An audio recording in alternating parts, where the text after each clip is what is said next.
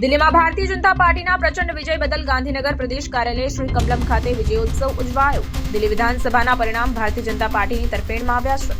વિધાનસભાના પરિણામમાં ભારતીય જનતા પાર્ટીને દિલ્હીની જનતાએ સ્પષ્ટ બહુમત આપ્યું છે. તે બદલ ગાંધીનગર ગુજરાત પ્રદેશ કાર્યાલય શ્રી કમલમ ખાતે કાર્યકર્તાઓએ વિજયોત્સવ મનાવ્યો હતો. તેમજ પ્રદેશ મહામંત્રી રજનીભાઈ પટેલ તથા રાજ્ય સરકારના મંત્રી ઋષિકેશભાઈ પટેલે પ્રેસ કોન્ફરન્સને સંબોધી હતી. આ પ્રેસ કોન્ફરન્સમાં પ્રદેશ સહપ્રવક્તા ડોક્ટર શ્રદ્ધાબેન રાજપૂત, પ્રદેશ યુવા મોરચાના પ્રમુખ ડોક્ટર પ્રશાંતભાઈ કોરાટ, રાજકોટ જિલ્લાના પ્રભારી ધવલભાઈ દવે ઉપસ્થિત રહ્યા હતા.